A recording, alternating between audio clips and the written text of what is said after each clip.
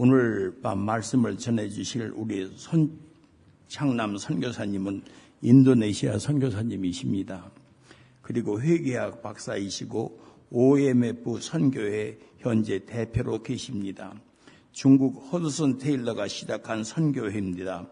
오버시스 펠로십 미셔널인데 한국 선교사님들이 60명가량이 파송이 되어서 전 세계에 현재 활동하고 있습니다. 우리 손창남 선교사님 나오실 때 여러분들 박수로서 환영하시기 바랍니다.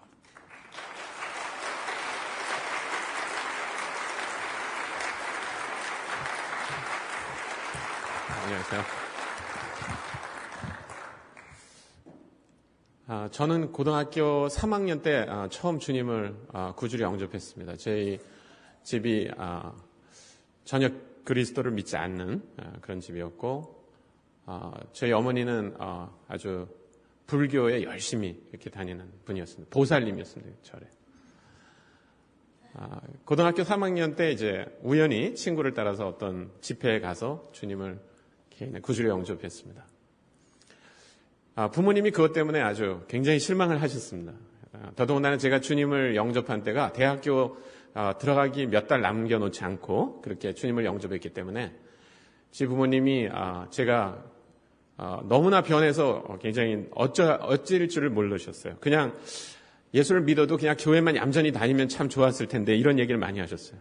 아침마다 일어나서 성경 읽고 이러는 걸 어머니가 굉장히 걱정을 많이 하셨어요. 그래서 대학 원서를 낼 때 너는 경영학과를 꼭 가야 된다. 다른 과 가면 돈 안 주겠다. 이렇게 얘기하셨어요. 그래서 오정호 선교사님 아까 얘기한 것처럼 미국에 안 살아도 어머니의 입김이 셀 때가 많이 있습니다. 한국에서 저도. 그 말씀 때문에 또 제가 예수 믿어서 우리 부모님 마음을 굉장히 실망시켰다는 것 때문에 대학 가는 거야. 부모님이 원하는 대로 가자. 그까이 거 뭐 그냥 경영학 대충 그냥 하면 되지. 뭐 이렇게 생각을 하고 경영학과를 갔습니다. 그런데 경영학 공부를 해보니까 별로 재미가 없어요. 죄송합니다. 여기 경영학과 공부하는 분들한테는 좀 도대체 왜 그런 걸 돈을 내고 공부를 하는지 이해가 안 돼요. 그거는 조그만 기업을 해보거나 장사를 하면 배울 수 있을 것 같은데 그거를 왜 그걸 돈을 내고 거기 가서 배워야 되나 그런 생각이 자꾸 드니까 재미가 없었어요. 그래서 하나님께 기도를 했습니다. 1학년 마치고 2학년 올라갈 때 하나님 제가 이 공부 꼭 해야 됩니까? 제가 다른 전공을 하려고 생각하고 있습니다. 그렇게 기도했어요. 그런데 하나님이 그 기도할 때마다 언제나 저한테 창남아 내가 너 인도하고 있다. 창남아 내가 너를 인도하고 있다. 이렇게 말씀하셨어요. 그래서 그게 뭘까 생각했어요. 제가 싫어하는 공부인데 이게 제가 이렇게 원하지도 않는 공부인데 굳이 하나님은 나를 왜 이런 길로 인도하실까 그런 생각을 했습니다. 어쨌든 하나님이 인도하신다는 마음속에 확신이 있으니까 그냥 공부를 열심히 했습니다. 대학을 마칠 때가 됐는데 그때는 진짜 경기가 좋을 때였습니다. 우리나라가. 그래서 회사에서 사람이 모자라서 막 직장에서 학교에 와서 사람들을 데려갈 판이었습니다.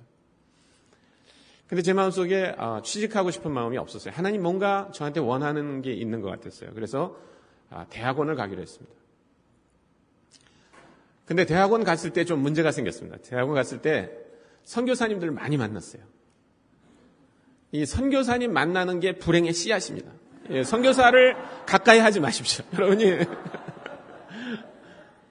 좀 편한 생활을 하시려면요. 선교사한테 집에 와서 자재는 동, 밥을 먹재는 동 그런 걸 안 해야 됩니다. 예. 저도 그런 걸 하다가 가만히 보니까 저도 이렇게 살아야 될 것 같아요. 그래서 제 마음속에 주님 제가 선교사 되겠습니다. 그렇게 했어요. 더더군다나 제가 대학교 2학년 때 우리 담임 목사님이 인도네시아를 다녀오셔가지고 그날 저녁에 인도네시아 얘기를 막 하시는 거예요. 그래서 제 마음속에 하나님께 기도했습니다. 하나님 제가 인도네시아에 가겠습니다. 그런데 우리 부모님한테는 얘기를 못 하겠어요. 예수 믿는 것도 원통에 죽으시려고 그러는데 거기다 제가 직장 안 갖고 인도네시아 선교사로 간다 그러면 두 가지 중에 한 가지 일어날 것 같아요. 그분들이 돌아가시든가 내가 죽든가 그럴 것 같아요.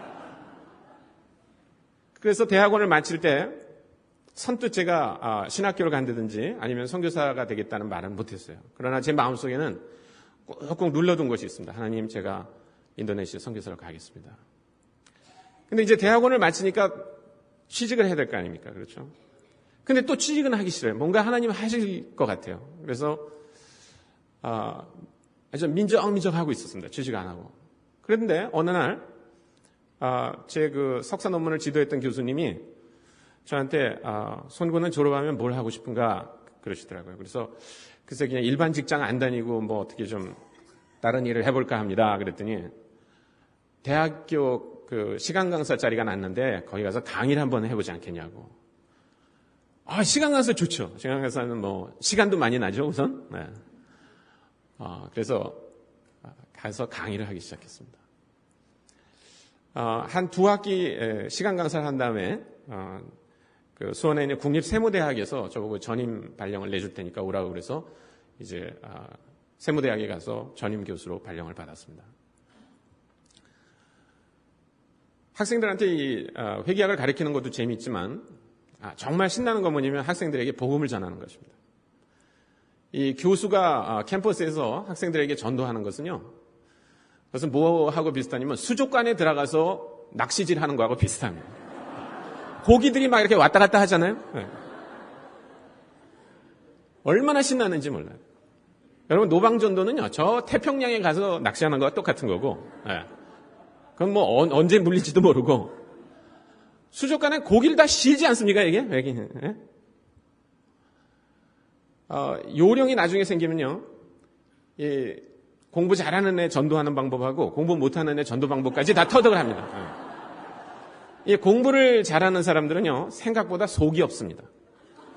그래서 이렇게 잘 축혀주면요, 다 와요. 넌 어떻게 그렇게 똑똑하냐? 너 같은 애는 내가 처음 봤다. 막 이렇게 하면서 이게 지켜주면 그냥 뭐 마음이 다 열립니다. 복음을 전해요. 공부 못하는 애는 그렇게 하면 교만해집니다. 그런 애는 이렇게 쌀쌀맞게 해야 됩니다. 눈을 아주 부릅뜨면서 쌀쌀맞게. 너 그렇게 해서 졸업하겠냐? 뭐 막 이렇게 하고 겁을 막 줍니다. 그런 다음에 한번 이제 내 연구실로 오라고 그럽니다. 그러면 애가 그냥 바짝 얼어가지고 옵니다. 근데 그때가 타임입니다. 그럴 때 소파에 앉으라 그랬고 막 꿀차도 타주고 인삼차도 타주고 막 이러면 이 아이가 그냥 다 녹아버립니다. 그리고 반드시 부모님 얘기를 물어봐야 됩니다. 네 부모가 뭐 하시냐? 행상하십니다. 근데 너 이렇게 공부 안 해가지고 이렇게 되겠냐? 막 울어요. 막. 그럼 마음이 열린 다음에 이제 복음을 전합니다. 얼마나 신나는지 몰라요. 그리고 또 이 믿은 아이들을 모아가지고 제자훈련을 합니다. 성경 공부도 하고. 뭐 제가 시간이 없으니까 다 못하면 그룹을 만들어가지고 그 근처에 있는 목사님들, 전도사님들을 좀 초청합니다. 다 와주세요. 우리 조경호 목사님도 그래가지고 또 이렇게 와서 막 도와주시고 그랬던 분입니다. 근데 87년이 됐는데 이제 결혼을 해서 아이가 둘이 생기고 아파트도 하나 생기고 뭐 이러니까 교수 생활하는 게 너무나 좋은 거예요, 이게. 뭐 교수 월급이 많은 건 아니지만 한국에서 생활하는데 그렇게 뭐 어려움은 없습니다. 언뜻 그 생각이 나요. 나는 인도네시아 선교사로 가기로 했는데. 근데 시간이 갈수록 제 마음속에 마음이 점점 무거워지는 거예요. 이렇게 해서 갈 수 있을까? 과연 이렇게 하고 갈 수 있을까? 이게 애들이 초등학교 들어가면 갈 수 있을까? 이런 생각이 점점 더 많아지기 시작했습니다. 그래서 87년이 됐을 때 제가 하나님께 기도했습니다. 하나님, 지금도 주님이 제가 선교지에 가기를 원하시면 제가 가겠습니다. 그러나 만약에 주님, 제가 굳이 선교지에 갈 필요 없다 이렇게 말씀하시면 제가 그냥 교수지만 이렇게 캠퍼스에서 학생들에게 전도하고 제자훈련을 하는 일을 하면서 그냥 살겠습니다. 그렇게 기도를 했어요.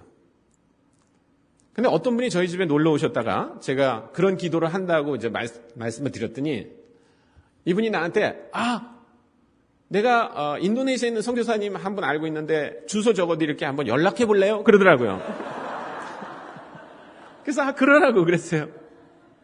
그래서 그 편지를 썼습니다. 저를 소개하고 제가 이런 사람인데 제가 인도네시아에 필요한 사람인지 알려주십시오. 또 제가 지금 박사 논문을 이제 조금만 마무리하면 끝나는데 만약에 제가 이 논문을 끝내고 가는 게 좋을지 아니면 신학 공부를 하고 가는 게 좋을지 알려주십시오. 이렇게 편지를 냈어요. 답장이 금방 왔습니다. 그렇게 빨리 오는 답장 처음 봤습니다. 답장이 금방 왔는데, 손영진님, 나는 신학을 공부하고 안수받은 목사입니다. 그런데 인도네시아에 선교사로 왔는데 선교사 비자를 못 얻었습니다. 그래서 우리 선교부가 당신이 경제학을 공부한 게 있으니까 경제학 교수를 하면 비자를 받을 수 있으니까 경제학 교수가 되라고 그래서 나는 지금 캠퍼스에서 경제학을 가르치고 있습니다. 그런데 손영진은 회계학 교수니까 뭐 문제 없습니다. 오십시오. 이러는 거예요. 그리고 지금도 학생들에게 캠퍼스에서 복음을 전하고 있다면 여기 와서 그거 하면 되지 신학하지 말고 빨리 오십시오. 시간 걸립니다. 이랬어요. 저는 그분이 보낸 그 편지가 하나님이 보낸 초청장으로 그렇게 믿어졌어요. 그리고 왜 내가 그렇게 썩 좋아하지 않았던 과목인데 하나님이 나한테 교수가 되게 하셨는지를 알게 됐습니다. 그게 87년 말이었습니다.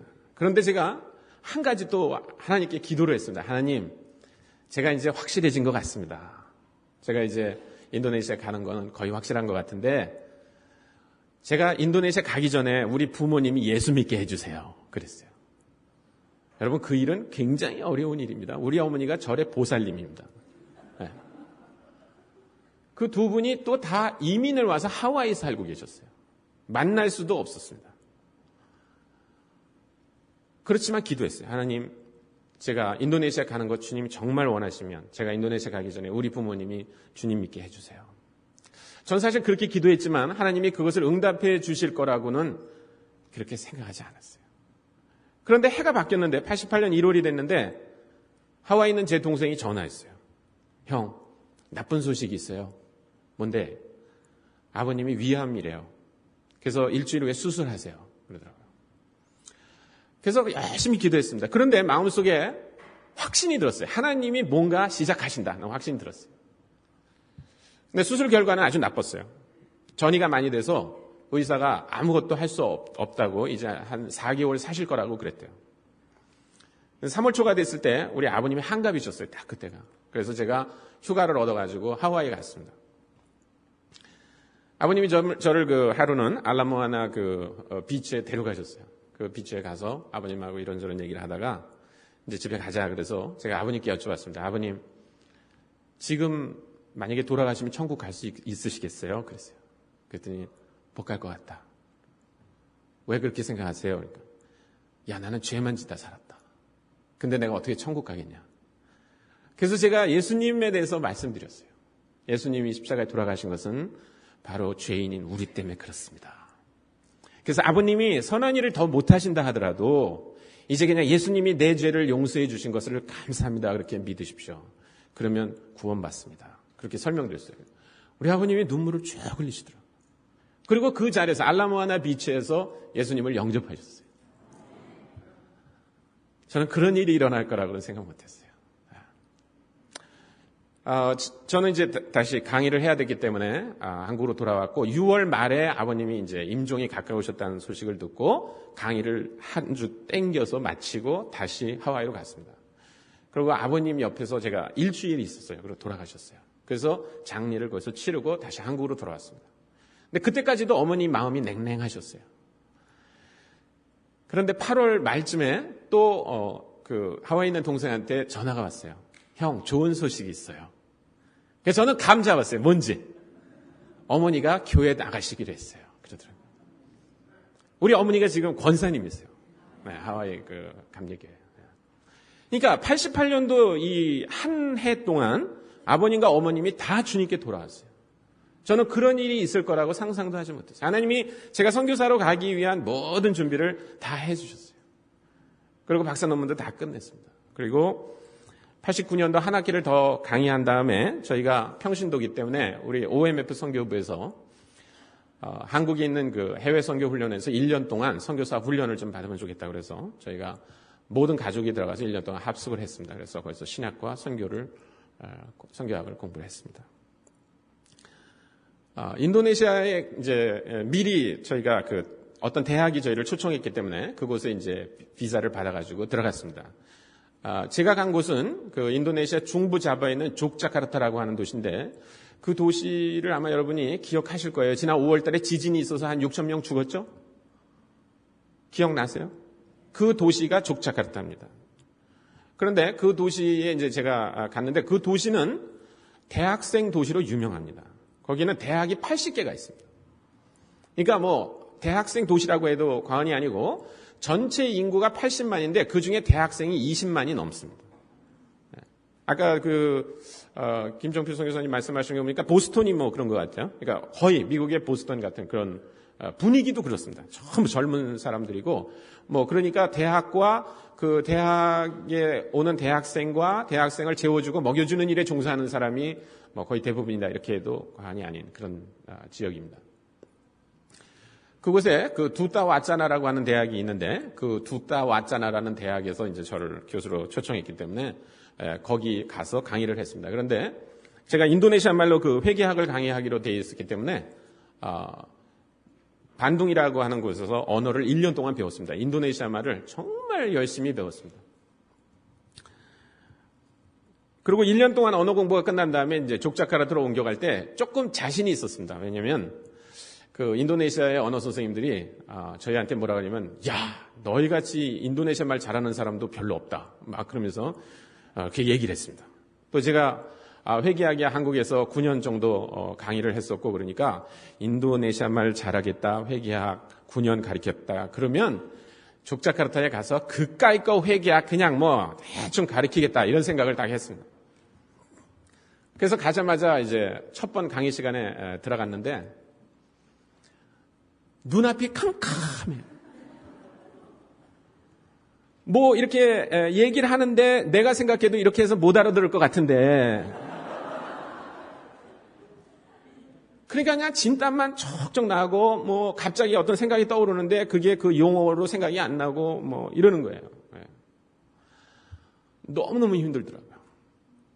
근데 그래도 제가 준비한 강의는 그냥 뭐 죽이 되든 밥이 되든 막 떠들면 되니까 알아듣든 못하든 이렇게 떠들면 하니까 괜찮은데 갑자기 한 학생이 손을 든더니 질문 있습니다 이런 거예요. 그래서 해보라고 그랬죠. 근데 질문을 못 알아듣겠어요. 질문을. 가만히 보니까 질문은 완전히 대학생 수준이고 저는 중학생 정도 수준으로 얘기를 하니까 아니 질문을 이해해야지 뭐 대답을 할 거 아닙니까? 그래서 질문을 다시 해달라고 그랬습니다. 천천히 좀 다시 해달라고 했습니다. 이 학생이 천천히 다시 했는데도 알아듣기가 힘들어요. 그래서 그 다음부터는 내 반에서는 질문이 없습니다. 왜냐면 교수가 질문을 못 알아듣는데. 근데 더 큰일 난 건 뭐냐면 중간고사를 보고 이게 그 집에 가서 채점을 하려고 가져갔습니다.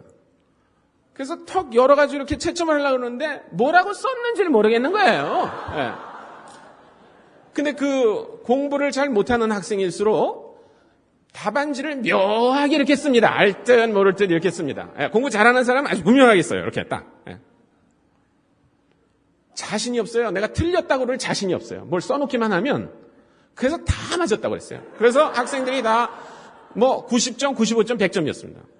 그때는 하여튼 그 학기에 제 강의를 들은 학생은 전부 A 아니면 B를 맞았으니까 아마 그 학생들이 생각하기를 한국에서 천사가 한 명 왔나 보다 이렇게 생각했어요.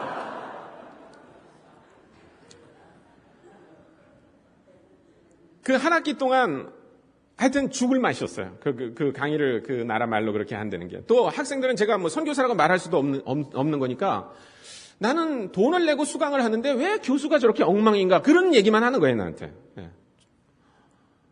근데 학기가 이제 거의 끝나고 이제 기말고사가 얼마 안 남았는데 기말고사 문제를 내려고 그랬어요. 그랬더니 우리 조교 한 명이 조교가 있었는데 그 여학생 대학교 4학년 다니는 여학생이 조교였는데 이 조교가 저한테 찾아왔어요. 하루는 여학생인데 그래서 저한테 기말고사 문제를 냈습니까? 그러더라고요. 그래서 아직 안 냈는데요. 그러니까 제가 낼게요. 그러더라고요.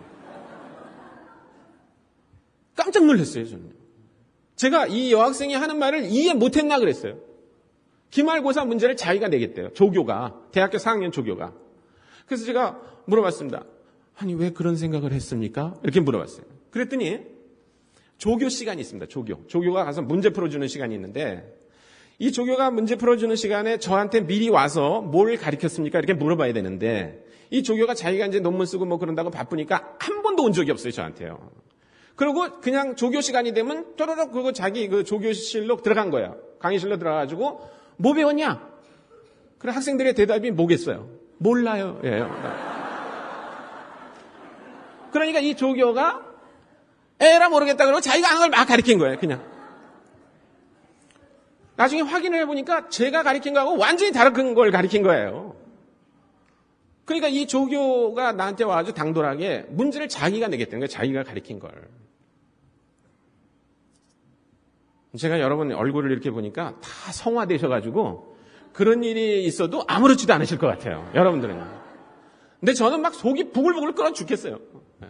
아니, 대학이 있었다면 어떻게 대학교 4학년짜리가 저한테 와가지고 당신이 가르친 걸 애들이 몰라서 그러니까 내가 문제를 내겠습니까? 그런 소리를 합니까? 그래도 뭐 할 재주가 없어요. 그냥 열심히 내가 공부해가지고 잘 가르치자, 그거밖에는 할 수가 없었어요. 그냥 그 여학생을 잘라버렸어요, 그냥 제가. 그 다음 학기에는.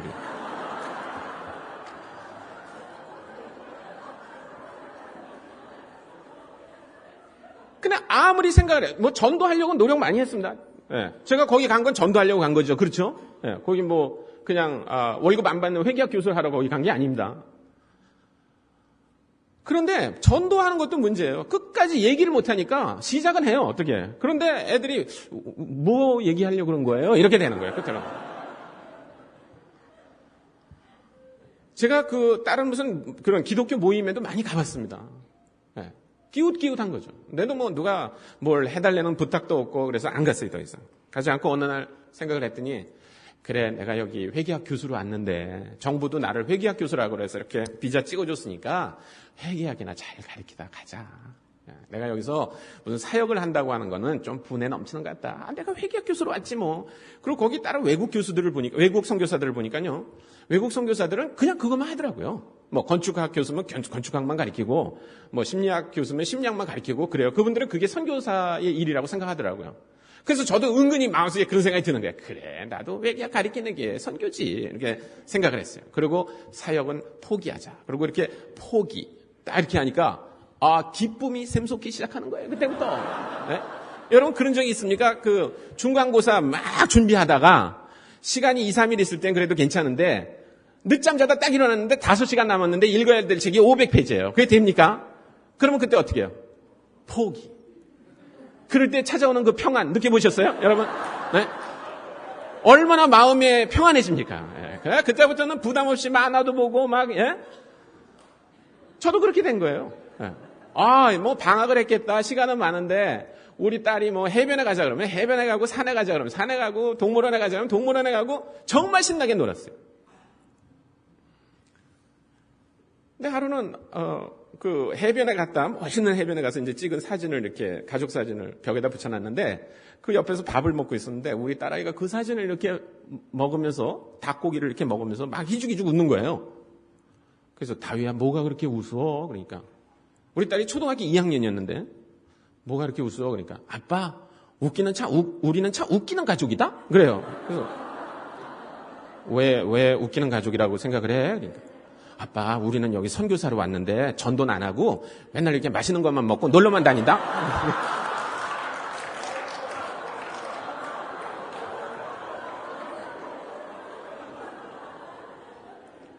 우리 딸아이가 선교학 그런 거 공부 안 했습니다. 걔는 뭐 미션 퍼스펙티브 그런 거 듣지 않았어요. 예.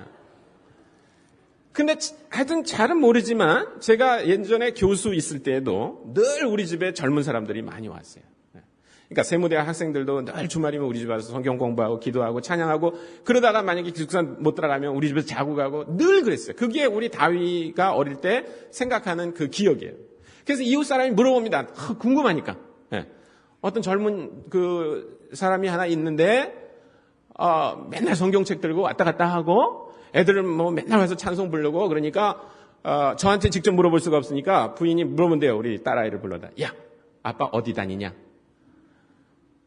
우리 딸이 알 수가 없죠. 그러니까 학교 다녀요. 이렇게 얘기해요. 그럼 학교에서 뭘 하는데? 성경 공부해요. 그러니까 신학생 이렇게. 그래서 이제 우리 집사람이 나가면 딱 그런데 이것이야. 다윗 아빠가 교회 일 보시죠? 그러니까 전도사냐 이거죠. 예, 청년부. 그러니까 우리 딸아이가 본 거는 그거밖에 없어요. 그런데 아빠가 선교 훈련 받을 때 아무 사용 못했죠. 싱가포르에 오리엔테이션 받는다고 그 몇 달 동안 아무 일도 안 했죠. 반동에서 언어만 배우라고 우리 또 선교부에서 아무 사역도 못하게 해서 1년 동안 아무것도 안 했죠. 그리고 족자에 와서 지금 한 학기가 다 지났는데도 아빠는 맨날 데리고 놀러만 다니고 마시는 것만 먹는 거예요. 그러니까 우리 딸아이가 야 이렇게 살아도 되나 이런 생각이 들었나 봐요.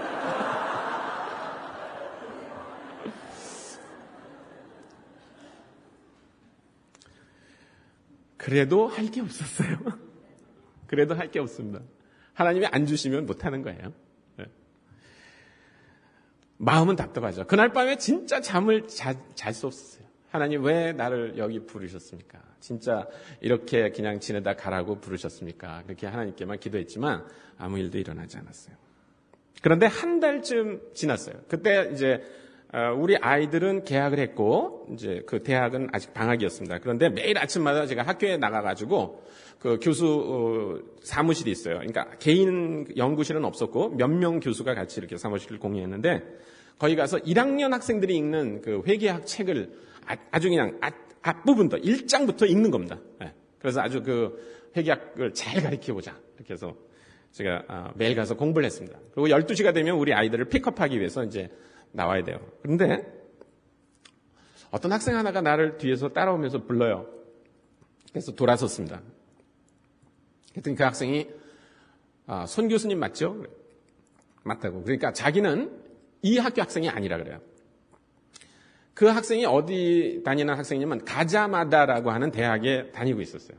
그 가자마다라고 하는 대학은 족자에서 제일 유명한 국립대학입니다. 거기는 학부 학생만 3만 명이 있는 아주 큰 그 대학입니다. 사실 그 대학을 중심으로 해서 사립대학들이 그 발달을 해요. 그런데 그 가자마다 대학에서 회계학을 공부하는 이 학생이 저를 찾아온 거예요. 그래서 너무 신기해가지고 무슨 일로 왔냐 그러니까 자기가 내 조교가 되고 싶어서 찾아왔대요. 제가 조교 아까 잘랐다고 그랬잖아요. 그리고 저는 이제 조교 없이 이제 이런 생각을 했어요. 그런데 그런 소식 모르죠, 이 학생은. 네, 그리고 제가 찾는다는 것도 모르는데 저를 찾아왔어요. 그래서 제가 너무 신기해가지고 물어봤습니다. 특별히 나하고 조교를 하겠다고 하는 그런 생각을 한 게 있냐 그러니까 이 학생이 뭐라 하면 이러더라고요. 사실은 이 학교에 영어를 배우러 왔습니다. 이러더라고요. 영어 강좌가 있어서 그게 개설되어 있기 때문에 온 건데 이 학생이 지나가다가 경영학과의 다음 학기에 강의할 강의 제목하고 교수 이름을 딱 봤는데 이 손창남이라고 하는 이름이 인도네시아 이름이 아닌 걸 알게 됐어요. 그래서 이게 분명히 외국 사람일 거다는 생각을 했습니다. 그래서 이 학생이 자기가 이 사람의 조교가 되면 영어를 같이 할 수 있겠다 이런 생각을 했어요. 그래서 나한테 만날 때마다 영어를 하면 어떻겠냐 그러더라고요. 근데 이 학생이 너무너무나 똑똑해 보였어요. 그래서 제가 좋다고 그럼 내 조교가 되자고 그랬어요. 그래서 이 학생이 이제 우리 집에 그 강의할 것을 의논하기 위해서 우리 집에 왔습니다. 제가 약도를 그려줬더니. 근데 그 인도네시아에서는 전도하기 참 좋습니다. 여러분 낚시 이렇게 들이면 물고기가 2마리씩 걸리는 낚시 봤어요? 인도네시아 학생들은요 부르면 혼자 못 옵니다. 수줍어가지고 남학생들도 꼭 친구를 데려와요. 네. 근데 그날 자기 친구를 한 명 데려왔어요. 네, 그 같은 가자마다 대학에서 경영학을 공부하는 학생인데 이 학생을 데려왔는데 이 학생도 제가 인도네시아 말을 이렇게 잘 하는 걸 알면서도 저하고 자꾸 영어를 해보는 거예요. 그래서 이제 한 2시간 얘기한 다음에 학생들이 돌아가겠다 그래서 제가 물어봤습니다. 혹시 여러분 친구들 중에 여러분들처럼 외국인 만나서 영어 배우기를 원하는 사람이 있냐? 그러니까 많이 있습니다. 인도네시아 말로 바냐, 바냐, 그 많다는 뜻이에요. 그래서 제 마음속에 이거다 그런 생각이 들어요. 그래서 우리 집에 매주 금요일 날마다 저녁에 친구를 데려와라. 그러면 내가 영어로 노래도 가르쳐주고 게임도 하고 그리고 바이블 스터디도 하면 어떻겠냐. 그랬더니 좋다고. 그래서 매주 금요일 날 그 학생들이 오기 시작했습니다. 처음에는 몇 명 안 왔어요. 서너 명이 왔어요. 그런데 한 학기가 다 지났을 때 파자르라고 하는 그 학생이 예수님을 영접했어요. 걔네 구절. 저는 그날 밤 잊을 수가 없어요. 그 학생이 영어를 한 50%밖에 이해하지 못해요. 그래서 맨날 엉뚱한 질문을 합니다. 여러분, 영어를 50% 하면요. How are you? I'm fine. 이런 건 잘해요. 그렇지만 중요한 단어는 다 몰라요. 예. 근데 여러분, 신앙 용어라는 게 얼마나 중요합니까? 그렇죠? 그런 중요한, justification이라든지 이런 말 이해 못해요. 이 학생이요. 예. 그래서, 이 학생을 어느 날 제가 불러가지고 인도네시아 성경을 주고 저도 인도네시아 성경을 들고 이사야서 53장 1절부터 6절까지 읽어줬어요. 그리고 제가 거기 우리라고 하는 말을 빼고 당신 이름을 넣어서 한번 읽어보라고 그랬어요. 그랬더니 그 학생이 그렇게 읽었어요. 다 읽고 나서 우리가 서로 이렇게 고개를 들어서 쳐다봤는데 그 학생 눈에서 눈물이 툭툭 떨어지고 있었어요. 그래서 제가 물어봤어요. 왜 우냐고. 그러니까 나는 예수님이 십자가에 돌아가신 건 알았지만 내 죄를 위해서 돌아가셨다고는 한 번도 생각한 적이 없다. 그래서 그날 밤에 그가 주님을 영접했습니다. 정말 변했어요. 학생이 변했어요. 그리고 친구들을 데려오기 시작하는 거예요. 그런데 그 다음 학기가 되니까 20명이 되고 40명이 되고 50명이 되고 그리고 그런 학생들을 데리고 따로 우리가 리트릿을 했어요. 그 리트릿에서 주님을 영접하는 애들이 또 나오기 시작했어요. 지금은 저는 한국 OMF 대표를 맡기 위해서 떠나 있지만 지금도 그 모임이 계속됩니다. 금요일마다 모이는데 지금은 학생들이 한 250명쯤 됩니다. 그리고 거기서 그 훈련받은 학생들이 자기가 직장 가기 전에 몇 년 동안 헌신하겠다고 그래가지고 거기서 전임 간사로 섬기고 있습니다. 저는 그 하나님께서 저한테 그런 일을 맡기실 거라고는 정말 생각하기 어렸어요. 그런데 오늘 아까 목사님이 봉독해 주신 이 사도행전 11장 19절부터 21절 말씀이 저한테 아주 중요한 말씀이었습니다. 그 당시에. 한번 그 구절을 다시 한번 읽어볼까요?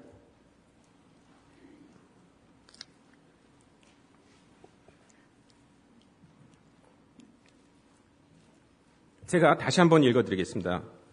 때 스데반의 일로 일어난 환란을 인하여 흩어진 자들이 베네게와 구브로와 안디옥까지 이르러 도를 유대인에게만 전하는데 그 중에 구브로와 구레네 몇 사람이 안디옥에 이르러 헬라인에게도 말하여 주 예수를 전파하니 주의 손이 그들과 함께 하심에 수다한 사람이 믿고 주께 돌아오더라. 제가 그날 특별히 이 11장의 19절부터 21절을 골라서 읽은 것은 아닙니다. 그날 11장을 읽는 날이었어요. 그런데 나중에 이제 여러분이 집에 가서 읽어보시면 알겠지만 11장 1절부터 18절까지 그러니까 19절이 나오기 그 전까지는요. 10장의 얘기를 다시 리피트합니다. 그래서 10장을 읽고 나서 이제 그날 아침에 11장을 읽은 날인데 1절부터 이렇게 쭉 읽으니까 이게 뭐야 이게 또 어저께 읽은 걸 또 읽게 됐네. 그날이 무슨 날이냐면 이제 처음으로 학생들이 저녁에 오기로 한 날이었어요. 그날 아침에 제가 성경을 읽는데 그래서 이 앞부분은 대충 지나갔습니다. 18절까지는 지나갔어요. 그런데 19절부터 읽는데 이 21절 말씀이 저한테 이렇게 방망이로 두드리는 것 같은 그런 말씀이었어요. 저한테요. 근데 제가 지금 여러분하고 개역 성경을 가지고 읽는데 이 개역 성경을 가지고 읽으면 그런 기분이 안 납니다. 그날 92년 9월 25일인데 제가 그날 아침에 읽은 성경은 개역 성경이 아니라 현대어 성경이었어요. 현대어 성경을 친구가 얼마 전에 보내준 게 있어서 그걸로 이제 큐티를 하고 있었는데 19절하고 20절은 거의 비슷합니다. 현대어 성경으로 읽거나 개역 성경으로 읽거나 여러분들이 그 느낌이 거의 똑같아요. 그런데 21절은 현대어 성경이 완전히 다릅니다. 개역 성경과. 그 21절을 제가 오늘 현대어 성경을 가져오지 않아서 그대로 읽어드릴 수는 없어요. 근데 여러분이 기분을 느낄 수, 제가 그날 느꼈던 기분을 느낄 수 있도록 여러분에게 다시 이 부분을 현대어 성경으로 읽으면 이런 정도의 기분이 난다는 것을 말씀드리겠습니다. 스테반이 죽음을 당하는 일이 벌어집니다. 그래서 핍박이 일어나서 많은 사람들이 흩어져 갔습니다. 처음에는 베니게와 구브로와 안디옥까지 가서 복음을 유대인들에게만 전했습니다. 그런데 나중에는 구브로와 구레네 몇 사람이 안디옥에 와서는 유대인에게뿐만 아니라 헬라인에게도 그 복음을 전했습니다. 그런데 21절에 이렇게 돼요. 하나님이 저들이 애쓰는 것을 높이 보셨습니다. 이렇게 돼요. 하나님이 저들이 애쓰는 것을 높이 보셨습니다. 근데 저는 개역 성경이 더 원본에 맞는 건지 아니면 현대어 성경이 더 맞는 건지 신학적으로 어떻게 더 오는 건지 모르겠어요. 근데 그날 읽었던 그 말씀 저들이 애쓰는 것을 하나님이 높이 보셨다고 하는 말씀을 딱 읽는데 제 심장이 그냥 막 쿵쾅쿵쾅 거리는 거예요. 하나님, 제가 여기 와서 얼마나 복음 전하고 싶은지 주님 아시죠? 근데 이따 저녁에 몇 명이 올지 모릅니다. 그런데 하나님, 몇 명이 오든지 모르지만 그 중에 다만 몇 명이라도 주님을 영접할 수 있게 해주십시오. 그렇게 기도했어요. 그런데 하나님이 그 약속을 신실하게 지켜주셨다고 저는 믿습니다. 저는 우리가 선교지로 나가냐 나가지 않느냐 이전에 더 중요한 몇 가지가 있다고 생각합니다. 그것이 바로 우리가 애쓰는 것을 하나님이 높이 보신다는 사실을 기억해야 돼요. 그럼 오늘 이 사람들이 애쓴 것이 무엇인지 한번 조금 좀 살펴보도록 하겠습니다. 여기 19절에 보면 때 스데반의 일로 일어난 환란을 인하여 흩어진 자들이라고 말하고 있어요. 흩어진 자들. 이 영어로 말하면 scattered예요. scattered. 이렇게 막 뿔뿔이 도망가는 걸 말해요. scattered. 흩어졌다는 거죠. 질서 정연하게 간 게 아닙니다. 정신이 나서 간 게 아니에요. 혼미백산입니다, 지금. 네. 왜냐하면 그 전까지는 이 유대인들이, 유대 지도자들이 그리스도를 믿는 사람들을 그저 공갈 협박 조금 했습니다. 데려다가. 좀 매도 쳤습니다. 이렇게 감옥에 구류도 시켰어요. 그렇게 되면 사람들이 무서워가지고 그리스도를 전하지 않을 줄 알았어요. 그리고 그 도가 이 세상에서 없어질 거라고 생각했어요. 그런데 없어지지 않았어요. 그런데 스데반이라는 사람이 나타나가지고 자기들을 향해서 얘기를 하는데 정말 차마 더 이상 들을 수가 없어요. 그래서 이 사람들이 돌로 쳐서 죽였습니다, 스데반을. 스데반이 순교를 했어요, 거기서. 아마 유대인들이 그렇게 생각했던 것 같아요. 이거다. 좀 더 과격하게 다뤄야 되겠다, 얘네들은. 그래서 9장에 보면 어떤 일이 벌어집니까? 사도 바울이 대제사장으로부터 아주 허가를 받았어요. 이제 그리스도인들을 체포해도 된다고 하는 허가를 받아가지고 다메섹으로 가다가 주님을 만나는 이야기가 나옵니다.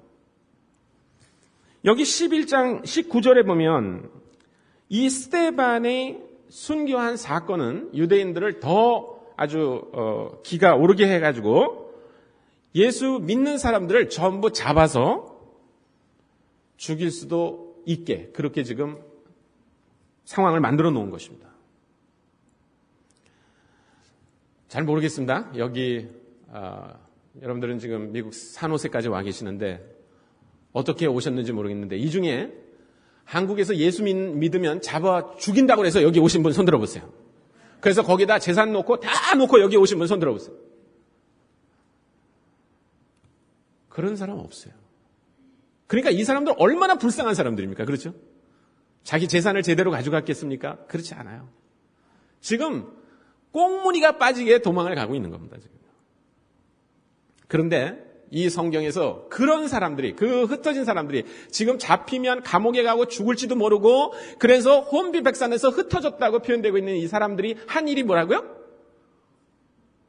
도를 전했다는 거예요. 도를. 돌멩이 이렇게 전한 게 아닙니다. 네? 복음을 전했다는 거예요. 대단한 사람들 아닙니까? 여러분 요즘 전도하기 쉽습니까? 어렵습니까? 어려워요? 어려운 것 같아요. 저도요. 저도 어려운 것 같아요. 그런데 그러면 복음 전도하기 쉬웠던 때 있었어요? 손 들어보세요.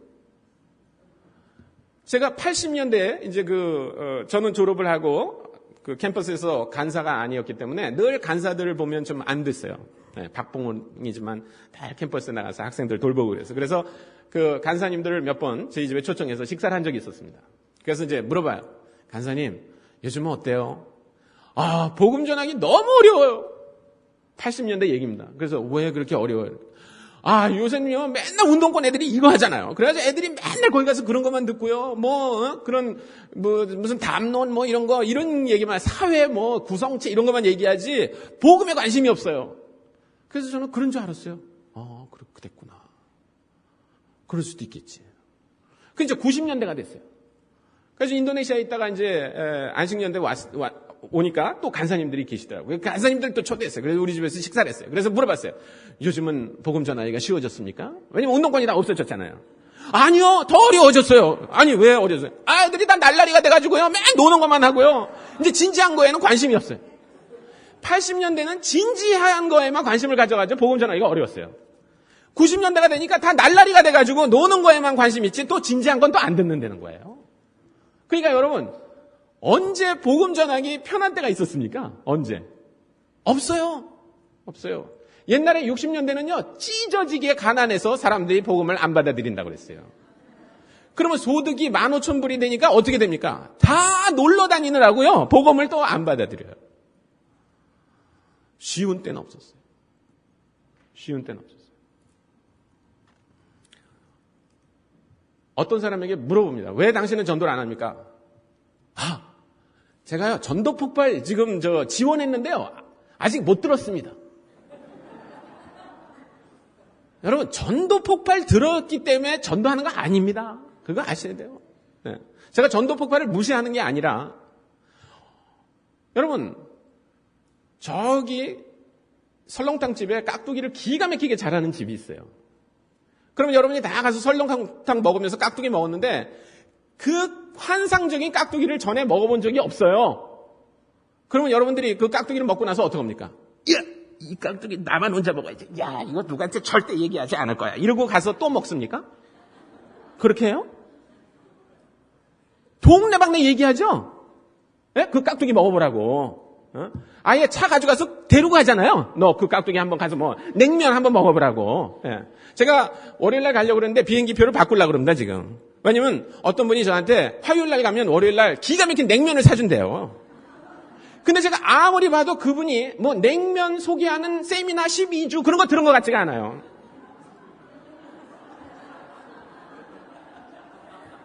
그냥 냉면을 먹어본 것밖에 없어요. 여러분, 우리가 다른 사람에게 예수님을 얘기할 조건이 있다고 그러면요, 그건 딴 게 아니에요. 예수님을 많이 알고 예수님에 대해서 지식이 많아지고 성경을 많이 알아서 되는 거 아니에요. 예수님을 경험하면 되는 거예요. 예수님을 경험하면 되는 거예요. 여러분, 예수님 경험하셨어요? 안 하셨어요? 몇 분밖에 안 계신 것 같아요. 여러분, 예수님을 경험한 사람은요, 가만히 있을 수가 없어요. 여러분, 독감 바이러스가 우리 안에 들어오잖아요. 그럼 옆 사람한테 옮깁니까? 안 옮깁니까? 옮겨요. 옮기는 방법이요, 복잡하지 않아요. 옮기는 방법 위해서 학원 다니지 않아요. 가까이만 있으면 돼요. 가까이 되고 얘기를 한 5분만 얘기해서, 그것도 최태, 패태 막 이런 말을 막 하면서, 네, 침을 열심히 튀기면서 얘기를 하면요, 한 5분만 얘기해도 이 사람이 전염됩니다. 우리는 예수님은 전염시키는 거예요. 예수님을 우리 안에 가지고 있으면요, 가까이 있을 때 예수님을 전염시켜야 돼요. 예수님을 전염시키는 사람들이 돼야 돼요, 우리가. 여기 있는 사람은 그런 사람들이었어요. 여기 있는 사람들은 자기 안에 들어온 예수님, 자기가 경험한 예수님을 다른 사람들한테 얘기하지 않으면 견딜 수 없는 사람들이에요. 제가 인도네시아에 2000년까지 있었는데 2000년 7월에 저보고 한국으로 돌아가서 한국 대표를 해달라고 임명을 받았는데 하던 사역을 다 정리를 할 수가 없었어요. 너무나 급격하게 임명을 받아서. 그래서 제가 국제본부에다가 1년 동안을 좀 시간을 달라고 그랬어요. 그래서 3개월을 인도네시아에 있고 그 다음에 일주일 한국에 가서 아주 기본적인 일만 처리하고 다시 또 인도네시아 와서 3개월 있고 이렇게 하기로 했습니다. 그래서 2000년 11월에 한국에 또 일주일 머물면서 그 한국 OMF 일을 보러 왔습니다. 근데 그때 저희 집이 없었어요. 우리 가족은 다 인도네시아에 있으니까요. 그래서 저희 사무실 가까이 있는 친구가 하나 있었는데 저하고 아주 고등학교 때부터 지난 친구입니다. 그래서 그 친구가 야, 너 저 집에서 사무실도 가까워 그러니까 우리 집에 있어. 일주일 동안 우리 집에 있어라 그러더라고요. 그래서 그래. 그리고 이제 염치불구하고 그 집에 있었습니다. 근데 그 집에 첫날 갈 때 10시쯤 들어갔어요. 10시. 밤 10시에요. 근데 그 해외에 있다가 한국 가면 꼭 보고 싶은 게 뉴스잖아요. 뉴스. 그렇죠? 네. 근데 뉴스를 저는 10시에도 뉴스가 있는 줄 알았어요. 그래가지고 10시쯤에 이제 그 친구 부인이 라면 끓여준다고 이제 부엌에서 막 이렇게 물 끓이고 있는데 제가 그동안에 TV를 이렇게 켰어요. 그랬더니 아무리 이렇게 돌려도 뉴스를 안 해요. 무슨 드라마만 하더라고요. 그래서 어떤 드라마가 나오는데 저는 뭐 드라마 별 재미가 없더라고요. 인도네시아에 있으니까 탤런트 얼굴도 다 바뀌었더라고요, 보니까. 제가 하여튼 확실히 아는 사람은 여운계밖에 없어요, 여운계. 그래서 이제 뭐 이렇게 돌려고 저렇게 돌려고 뭐 아는 사람도 없고. 그래가지고 이제 끌려고 그랬는데 갑자기 부엌에서 그 라면 끓여준다는 친구 부인이 막 후닥닥닥 튀어나오면서 선교사님 나 그거 봐야 돼요 끊지 말아요 막 그래요. 그래서 그래서 이제 뭐 이게 주인이 끊지 말라니까 어떡합니까? 그래서 그냥 그 부인이 이제 앉아서 이렇게 보는데 저도 앉아서 봤어요. 라면도 안 끓여줘요. 이제 그러니까 이렇게. 근데 이 분이 그 드라마를 보는데 그냥 보는 게 아니에요. 그냥 보는 게 아니라 저한테 생중계 방송을 합니다. 예, 처음부터 끝까지 중계 방송을 합니다. 근데 그게 가을 동안 마지막 편이래요. 가을 동안 마지막 편인데 뭐 저는 뭐 한국에서 가을 동안 하는지 여름 동안 하는지 모르죠. 근데 뭐 얘가 여기서 태어났는데 얘랑 바뀌어가지고 얘가 얘를 좋아하고 얘를 좋아하고 저 사람이 이 사람 엄마고 이 사람은 근데 참 놀라운 건 뭐냐면 그냥 그렇게 중계 방송만 하는 게 아니라 또 가끔씩 울어요. 이렇게 막 이렇게 하면서 그래서 이제 중계 방송을 합니다. 근데 한 30분쯤 봤는데 전화가 오더라고요, 전화가. 전화 오는데, 전화를 받는데, 나는 누구한테 전화 오는지 모르죠. 근데 하여튼 전화 들은 얘기는 뭐냐면 이거예요. 어디야? 너 어디야? 브라질이니? 야, 이거 나 지금 가을 동안 마지막 편 보는데, 너 이거 꼭 봐야 된다. 너 이거 가을 동안 이거 마지막 편 꼭 봐야 된다. 그러면서, 너 이거 말이야, 오늘 주인공이 죽는데, 그래가지고 우리가 인터넷에 PD한테 죽이지 말라고 다 올렸잖냐. 뭐, 그러면서, 그래도 죽인대. 뭐, 그러면서 한 10분 동안 얘기했는데, 전부가 가을 동화에 가는 거예요. 전부 가을 동화. 그래가지고 이 부인이 막 그 테이블, 복사해가지고 보내주고, 막. 내가 가만히 보니까 이 부인이 가을 동화 전도사예요. 제가 보니까. 근데 제가 그걸 다 끝나고 이렇게 놨는데 좀 공허하더라고요. 아니, 예수님이 가을 동안만도 못한가? 그렇지 않습니까? 네? 이 부인이 뭐 감동을 받긴 받았어요. 근데 제가 볼 땐 별거 아니더라고요. 그거 보셨는지 모르겠지만, 여학생이 뭐 이렇게 뭐 병에 걸렸죠? 네? 그래가지고 시름시름 앓다가 그 오빠 등에 엎여가지고, 오빠 나 사랑해? 뭐 이러잖아요. 그러다가 깨 이렇게 죽었어요, 그냥. 예. 그래가지고 화장해가지고 이렇게 젤을 뭐 어디다 갖다 뿌리고 이 남자애도 또, 그것 때문에 시름시름 거리다가 이렇게 트럭이 지나갈 때 꽥 이렇게 죽었어요. 그냥 그런 얘기는 춘향전 이래로 수도 없이 있는 얘기 아닙니까? 그런데 그런 드라마 한 편도 자기에게 감동을 주면 가만히 있지 못하는 거예요, 그냥. 예? 그 가을 동화도 모르는 불쌍한 인도네시아 선교사를 위해서 그냥 막 중계방송 해주죠. 예? 가을 동화 마지막 편 못 보는 그 불쌍한 브라질에 있는 친구. 예? 거기다 10분 동안 뭐 그 PD와 인터넷에서 나눴던 얘기 이런 거 다 거기다 올려주죠. 여러분, 가을 동화도 감동을 줄 수 있어요. 그런데 예수님을 믿는 거는 감동이 옵니까 안 옵니까? 감동이 비교되지 않아요. 여러분 중에 나는 예수 믿었는데 아무런 감동을 못 느낀 사람은요, 제가 조금 다른 방법이긴 하지만 감동이 이런 거구나 하는 걸 느끼게 제가 알려드릴 테니까 오늘 밤에 가서 실천해 보세요. 젓가락 2개를 가지고요, 세 젓가락을 가지고 220V짜리 그 콘센트에다 한번 넣어보세요. 그냥 얼른 넣었다 꺼내보세요. 감동이 오는지 안 오는지. 네.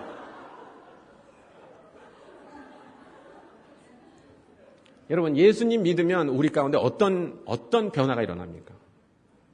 우리 모든 죄를 사해 주셨잖아요. 우리 모든 죄를 사해 주셨죠. 저는 고3 때 제가 그 모임에 갔는데 나는 죄 문제 가지고 막 씨름하고 있었어요. 나는 부끄러웠어요. 아무도 나를 이 죄 문제에서 해결해 줄 것 같지 않았어요. 그런데 그날 들은 말씀 뭐냐면 예수님이 십자가에서 내 죄를 사해 주셨다는 거예요. 나는 얼른 믿기로 했어요. 얼른. 그런 길이 있구나. 그런 길이 있구나. 지금도 생각하면 뜨끔뜨끔한 죄가 있어요. 그때 지었던 죄가. 그런데 그 죄가 다 사해줬다는 거예요. 누가 여러분의 죄를 사해줍니까? 아무도 사해주지 않아요. 여러분이 그 페널티를 물어야 돼요. 죄를 지었으면. 근데 예수님은 우리에게 페널티를 하나도 묻지 않는 거예요. 또 예수님이 우리가 예수님을 믿을 때 뭘 해주셨어요? 영원한 생명을 주셨어요. 사람들이요, 몸이 아프면 10년을 연장할 수 있다고 그러면요, 돈을 1억도 투자할 수 있어요. 그거 아세요? 그런데 10년이 아니에요. 100년이 아니에요. 영원히 살도록 해주셨어요. 여러분이 한 일 아무것도 없는데.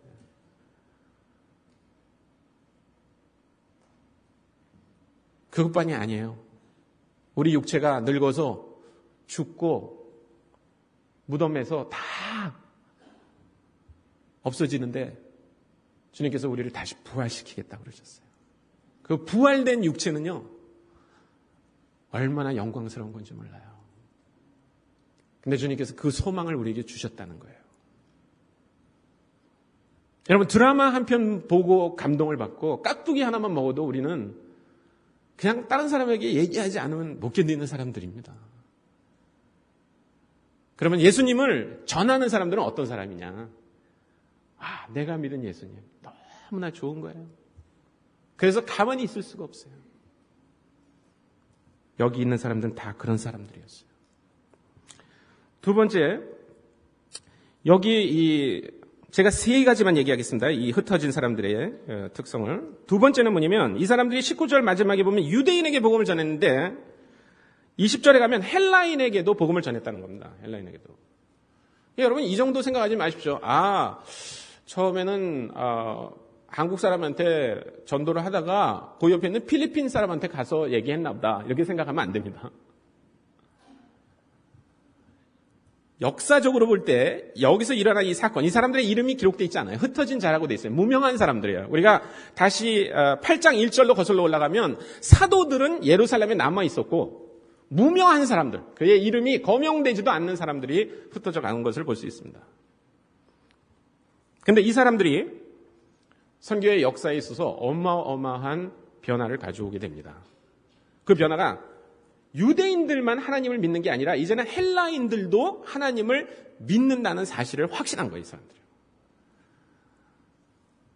여러분, 우리가 전도를 하러 나간다 그럴 때, 아니면 선교를 하러 나간다 그럴 때 타문화 사역을 하는 것이 분명합니다. 그래서 그거를 그냥 different culture로 간다 그러지 않고 우리가 cross culture 혹은 trans culture라고 합니다. 이게 초문화 사역을 한다고 그래요.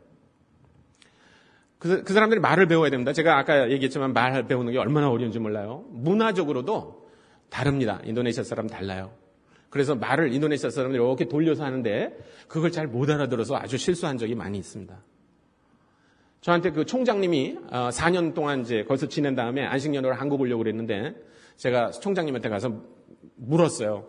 혹시 제가 실수한 거 있으면 용서해 주십시오. 이렇게 물었어요. 그랬더니 그분이 막 웃으면서 아니라고 너무너무 훌륭하게 잘 가르쳐줘서 고맙다고. 그런데 당신이 6개월 동안 한국에서 안식년하고 돌아오면 내가 꼭 한 가지 좀 부탁할 게 있다고 그러더라고요. 그래서 뭔데요? 그러니까 웃으면서 화내는 법을 배워달라고 그러더라고요. 그런 문화적인 차이가 있어요. 저는 얼굴에 다 나타나거든요. 좋은지 나쁜지. 그거를 바꾸라는 거예요. 저는. 그걸 바꾸. 화나도 화나지 않은 척, 좋아도 좋지 않은 척, 이렇게 해달라는 거예요. 그런 문화를 경험하는 것, 다른 문화를 이해하고 그 문화 속에서 복음을 전하는 것도 쉬운 일이 아닙니다. 그런데 진짜 어려운 게 있어요. 타문화를 갈 때. 그게 뭐냐면 인종적 편견입니다. 인종적 편견. 여러분, 인종적 편견이라는 게요, 얼마나 어려운 건지 말도 할 수 없어요. 제가 일본 사람을 별로 이렇게 싫어하지 않았습니다.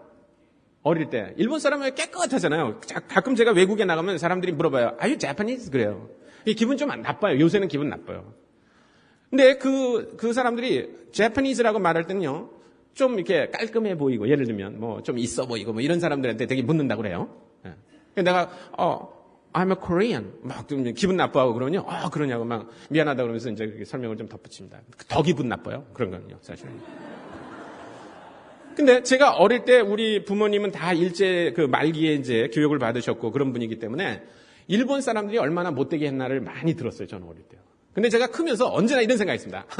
그거는 부모님 세대 얘기지. 아이, 왜 일본의 애라고 나 같은 사람이 없겠어. 아이, 뭐 전쟁 경험할 때야 뭐 무슨 짓은 못해. 그러니까 악랄한 짓도 했겠지. 아이, 뭐 다 좋겠지. 이렇게 생각했어요. 근데 1990년 가을에 이제 제가 그 선교훈련을 다 마치고 싱가포르에 있는 우리 OMF 국제본부에 오리엔테이션을 받으러 갔습니다. 그런데 거기는 이제 각국에서 온 OMF 신임 선교사들이 오리엔테이션을 받는데 그 오리엔테이션의 전체 감독을 맡은 사람이 누구냐면 일본 선교사였습니다. 근데 가기 한 3개월 전부터 이 일본 선교사하고 이제 그 오리엔테이션 코스의 슈퍼인텐던트니까 그 슈퍼인텐던트한테 편지를 이제 받고 보내고 합니다. 이 사람이 저한테 편지를 보내는데 얼마나 폴라이트하게 써서 보내는지 몰라요. Dear Dr. 손 이렇게 써가지고 말이죠. 예. 뭐 극존칭으로 뭐 이렇게 표현을 해요. 그래서 저도 아주 Dear 마키노상 그리고 아주 그냥 기가 막힌 표현으로 그렇게 편지를 보냈어요. 그러니까 편지를 몇 번 주고받는 동안에 제 마음속에 이 사람은 어떤 사람일까? 일본같이 그렇게 교회도 튼튼하지도 않고 이럴 텐데 여기서 선교사가 나와가지고 태국에 가서 사역하고 이러니까 이 사람은 보통 사람이 아니겠다. 그런 마음이 있었어요. 꼭 만나고 싶었어요. 언제 만날까? 비행기를 타고 싱가포르에 갔습니다. 그래서 그 다음날 아침이 돼가지고 제가 그 슈퍼인텐던트 그 오피스를 찾아갔어요. 그 사람이 뭘 정리하고 있더라고요. 그래서 this is 손창남. 그러니까 그러냐고 아주 뭐 박수를 하고 얼마나 반가워하는지 몰라요.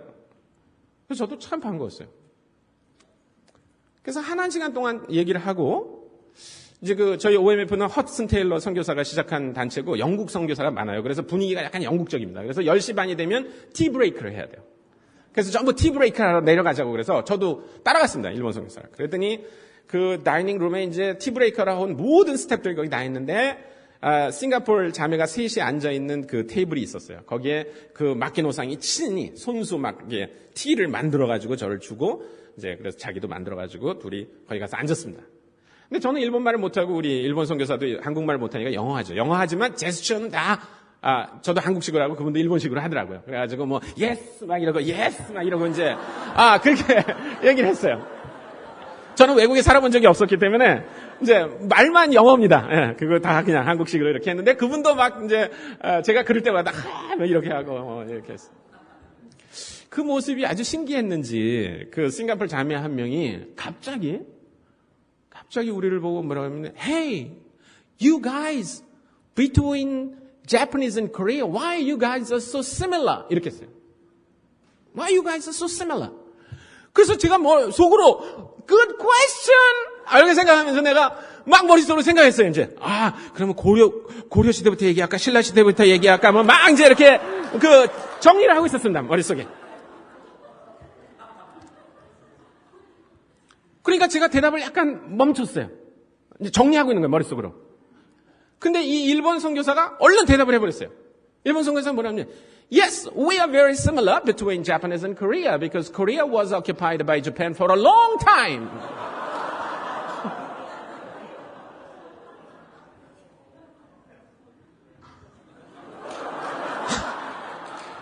여러분은 웃으시네요, 그래도. 나는 웃음이 안 나왔어요. 그냥 그 만화에서 본 거 있죠? 왜 이렇게 여기서부터 피가 쫙 이렇게 올라오는 거예요.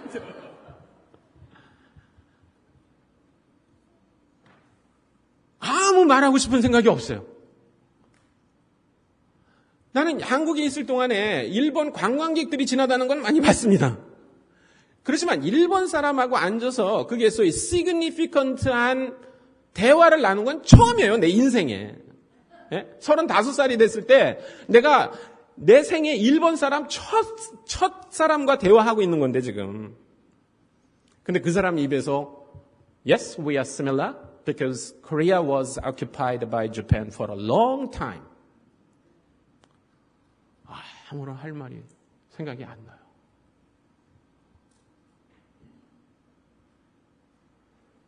속으로 그런 생각이 들어요. 저런 나라에 선교사를 보내야 될까? 그런 나라에 선교사 가야 됩니까? 안 가야 됩니까? 가야 됩니까? 안 가야 됩니까? 가야죠. 가야 돼요. 가야 됩니다. 그런데 갈 때 그냥 쉽게 갈 수 있는 게 아니에요. 이런 인종적 편견을 다 건너뛰어야만 가능한 거예요. 그렇잖아요. 예수님 전하면서 어이 나쁜 놈 그렇게 하면서 전도가 되겠어요?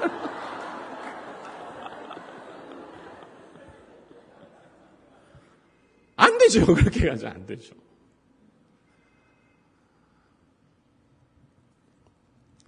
저는 이해하기 시작했어요. 민족 감정이라는 게 얼마나 어려운 건가. 근데 여러분, 유대인은 툭 하면 헬라인에게 뭐라고 그랬는지 아세요? 개라고 그랬습니다. 최고의 욕이에요. 최고의 욕입니다. 개. 근데 놀라지 마세요. 예수님도 그 말을 썼어요. 가난한 여자가 와가지고 우리 딸이 병들었습니다. 고쳐주십시오. 그러니까 예수님 뭐라 그랬어요? 누가 음식을 개에게 주냐? 자녀의 상에 있는 음식을 개에게 주냐 그랬어요. 그랬더니 이 여자가 뭐라 그랬어요? 뭐라고? 개라고? 다시 한번 해봐. 이렇게 하지 않고 개도 주인의 밥상에서 떨어지는 부스러기를 먹습니다. 이렇게 말했어요. 그 여자 믿음이 정말 대단합니다. 정말 대단해요. 그런데 이방인들을 언제나 개라고 생각했어요. 이방인들도 유대인을 얼마나 무시했는지 몰라요. 여러분 베니스의 상인 같은 거 보시면 알죠? 얼마나 무시했는지 몰라요. 비계덩어리 막 이렇게 놀리고 그러잖아요. 그런데 하도 이러니까 헬라인이 유대인을 초대할 수가 없었어요. 왜냐면 거기서 초대라는 말은 어떤 의미냐면 그 집에 가요. 며칠 동안 머무는 거예요. 요즘같이 차 타고 1시간 가가지고 커피 마시고 돌아올 수 있는 게 아니에요. 걸어가요. 그러면 아마 10마일만 떨어져 있어도 하루 동안 갔다 못 옵니다. 그렇죠? 거기서 자고 오거나 그래야 될 거예요. 그러니까 그런 거리에 있는 어떤 사람이 자기를 초대한다 그러면 반드시 그 집에서 내는 음식을 먹어야 돼요. 근데 헬라인은 유대인들이 먹지 않는 음식을 먹어요. 그렇죠? 그래서 유대인들은 그 집에 가서 먹을 수가 없습니다. 그러니까 아예 처음부터 그렇게 가르치는 게 좋아요. 애들한테 저 집에 들어가면 개 집에 들어가서 개와 함께 개밥을 먹는 거다. 너 이제 절대 가지 마라. 이렇게 가르칩니다. 그래서 유대인들은 절대로 헬라인에게 가지 않았어요. 그것은 어떤 면에서는 인종적 편견도 거의 들어가 있는 거예요. 무시하는 것도 들어가는 거예요. 또 자기네들이 무시당했다고 하는 거에 대한 아주 극렬한 반발이 거기 있는 거예요. 여러분, 그거를 보통 사람이 넘어가기 쉽겠어요? 그렇지 않아요. 베드로도 못 넘어가고 있었어요. 베드로도. 여기 여러분 10장과 11장 1절부터 18절까지 나중에 집에 가서 꼭 읽어보세요. 거기 나오는 얘기는 한 가지 얘기밖에 없습니다. 한 가지 얘기예요. 딱 한 가지 얘기인데 그 한 가지 얘기도 좀 지루해요. 그런데 그 얘기를 2번 써놨어요. 2번. 그러니까 얼마나 재미없는지 몰라요. 여러분 아마 사도행전 읽으실 때 대개 10장하고 11장 그 앞부분은요. 재미없어서 그냥 건너뛸 거예요. 근데 제가 오늘 어떤 일이 있었는지 그냥 짧게 말씀드릴게요. 읽진 않고. 베드로가 요빠에 가가지고 좀 시장한 상태에서 기도를 했어요. 그런데 환상을 봤어요. 비몽사몽간에. 근데 그 환상이 이런 겁니다. 공중에서 보지개가 이렇게 내려오는데 그 보지개 안에 동물들이 있어요. 이렇게 동물들이. 근데 보니까 유대인으로서 어릴 때부터 자기네들이 절대 먹지 않았던 동물들이 거기 있는 거예요. 근데 그 보지개가 내려온 게 무슨 이상한 동물 구경하라고 내려온 게 아니에요.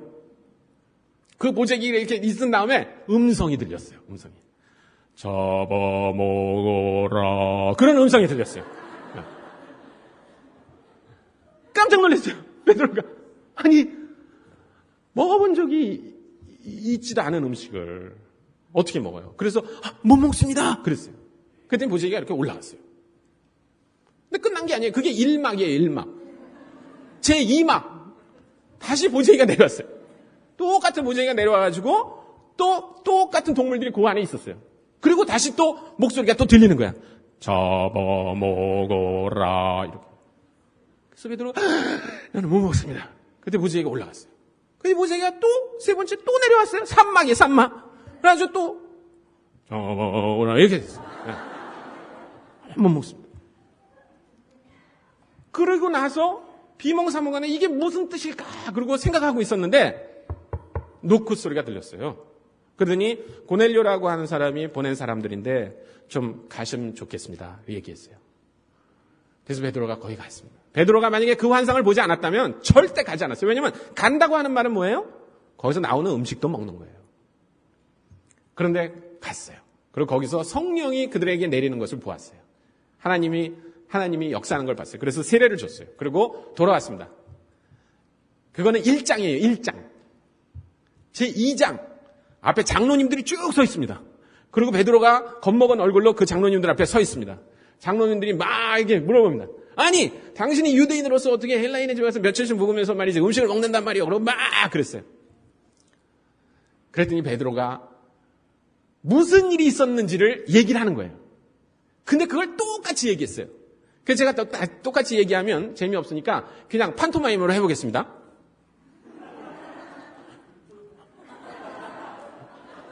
이거를 한 거예요. 이렇게 3번을. 네. 그게 11장에 나오는 얘기입니다. 왜 10장과 11장이 그 얘기 나오는지, 이 사람들이 유대인에게로부터 헬라인에게 복음을 전하는 게 그렇게 어려웠다는 것을 얘기해 주는 거예요. 여러분, 여기 여러분이 계시는 곳에서도 이것은 쉬운 일이 아닙니다. 여러분이 가지고 있는 스테이터스의 문화가 있어요. 그렇지 않은 사람들의 문화를요, 일반적으로 깔봅니다. 보통 사람들은. 교회에는 그런 게 있을까요? 없을까요? 있어요. 그래서 어떤 사람들은 그것 때문에 나오지 못해요. 여러분, 여기서 유대인들에게 복음을 전하다가 자기와 코드가 맞는 사람들에게 복음을 전하다가 헬라인에게로 갔다는 사실은 우리에게 많은 것을 시사하고 있습니다. 그것은 여러분들이 해외에 나가서 복음을 전해야 되는 그런 얘기도 하고 있지만, 같은 문화권 내에서도 코드가 다른 사람들을 여러분이 어떻게 대하는가 하는 게 중요해요. 사도 바울은 얘기했어요. 내가 강한 사람들에게는 약한 사람들에게는 약한 것처럼, 내가 헬라인에게는 헬라인처럼, 유대인에게는 유대인처럼 그렇게 여러 모양이 되었는데, 그 이유가 뭐라고요? 그 사람들을 어떻게 하기 위해서? 얻기 위해서. 이 사람들의 한 가지 목표가 있었어요. 그것은 뭐냐면 유대인이 됐건 헬라인이 됐건 구원을 받아야 된다는 것이었어요. 마지막으로 여러분들이 한번 여기 나오는 장소를 좀 주목해 보세요. 19절에 보면 베니게와 구브로와 안디옥, 그 다음에 20절에도 보면 구브로와 구레네, 이런 얘기들이 나옵니다. 여기서 나오는 이 지명들을 보면 예수님이 사도행전 1장 8절에서 말씀하셨던 그 말씀이 어디에 해당돼요? 어디에 해당돼요? 여기는 예루살렘도 아니죠? 그렇죠? 유대도 아니죠? 사마리아도 아니죠? 어디예요? 땅끝이 땅끝. 땅끝까지 그들이 간 것을 볼 수 있습니다. 여러분, 예수님이 사도행전 1장 8절에서 그렇게 말씀하신 것은요, 그동안에는 아무 얘기도 하지 않으시다가 갑자기 예수님이 맨 마지막으로 떠나기 전에 잊어버린 거 하나 있는데 니네는 땅끝까지 가서 복음을 전해라, 이러고 가신 게 아니에요.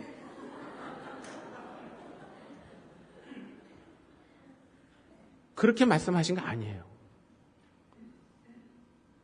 오늘 낮에 어떤 선교사님이 이 말씀을 해주셨는데 저는 오늘 거기 다시 좀 봤으면 좋겠어요. 누가복음 24장입니다. 아마 이재환 선교사님이 오늘 제 설교를 준비를 시켜주신 것 같은데, 이 사도행전을 누가 썼습니까? 사도행전 누가 썼어요? 어떤 사람 바울이 썼다고 그러는 사람도 있어요. 근데 누가입니다, 누가. 그러니까 사도행전과 누가복음은 동일한 저자가 쓴 거예요. 근데 이 동일한 저자가 반복된 얘기를 피하기 위해서 사도행전 1장에서는 1장 8절에 한 절로 썼어요. 그런데 같은 저작의 그 앞부분에서 그 첫 번째 저작에서는 무슨 일이 벌어졌는지 조금 더 자세히 있습니다. 45절부터 보겠습니다.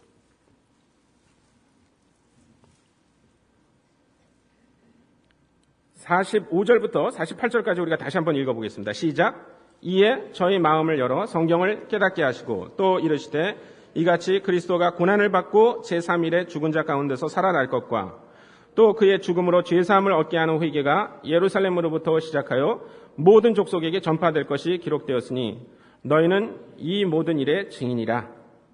여러분, 예수님이 이 일을 며칠 동안 가르쳐줬다고 성경이 말하고 있냐면 사도행전 1장에 보면 40일 동안 하셨다고 그랬어요.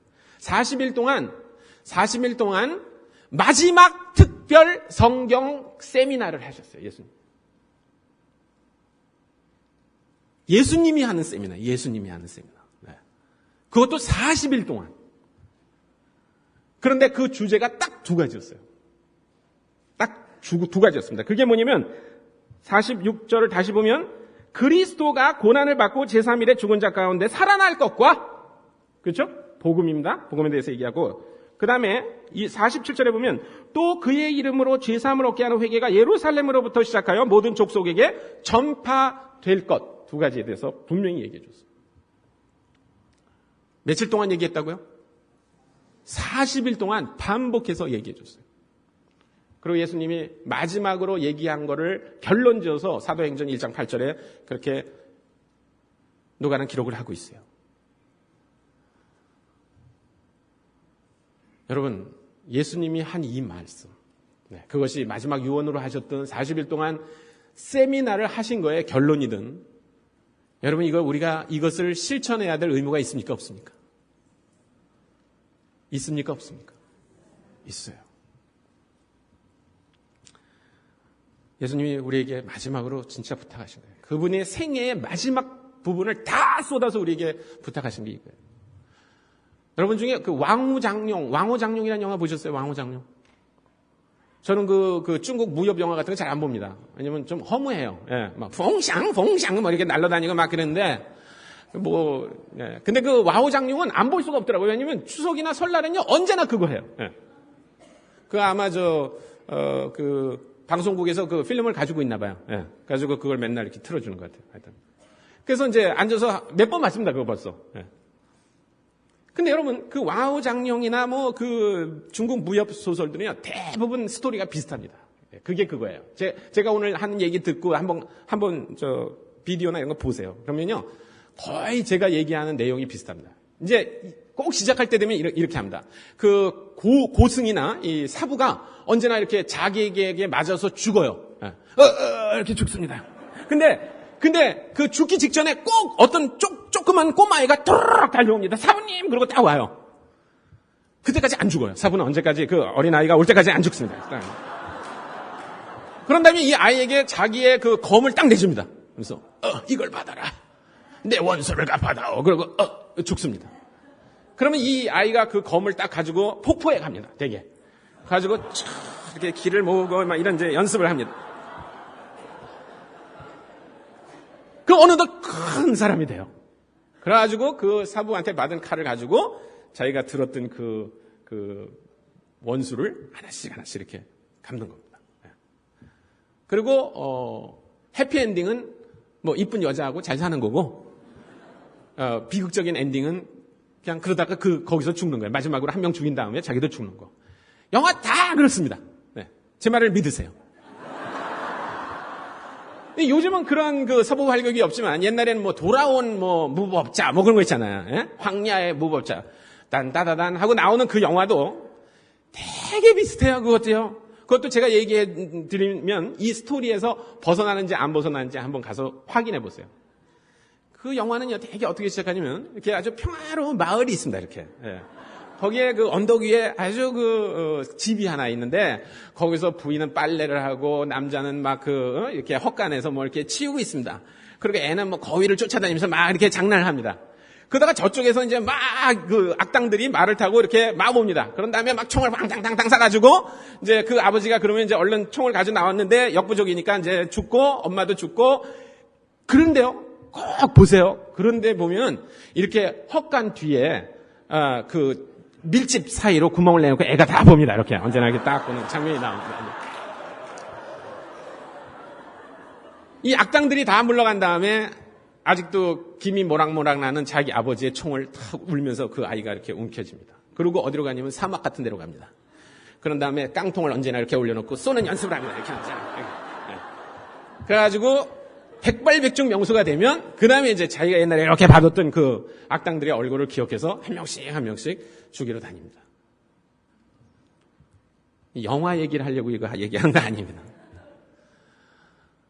여러분 보통 사람들도 자기가 존경하는 사람이 부탁한 말에 목숨을 걸어요. 그렇죠? 여러분, 부모님이 뭘 해달라고 꼭 부탁을 한다든지 그러면 온 힘을 다해서 그것을 합니다. 아까 우리 찬양했어요, 여기서.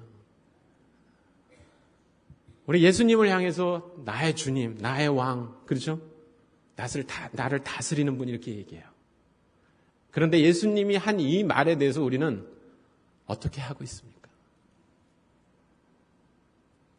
이것은 그냥 성경에 써 있는 말입니까? 아니면 우리가 우리의 생애를 헌신해서 해야 할 일입니까? 여러분이 얼마나 능력이 많으냐, 많지 않느냐 중요하지 않아요. 영어로 하면 available 한 게 중요해요. available. 여러분, 여기 오다 보니까 여기 상가 사무실 자리에 available 이렇게 써놨더라고요. available. 아무리 그 자리가 좋아도, 몫이 좋아도 available 하지 않으면 헛겁니다. 그렇죠? 여러분이 아무리 능력 있는 분이고 선교사로서 가장 맞는 분이라도 여러분이 available 하지 않으면 주님이 여러분을 쓸 수 없어요. 여러분, 아무리 능력이 부족한 사람도 하나님 앞에 나갈 때 하나님이 그 사람 쓰세요. 1867년에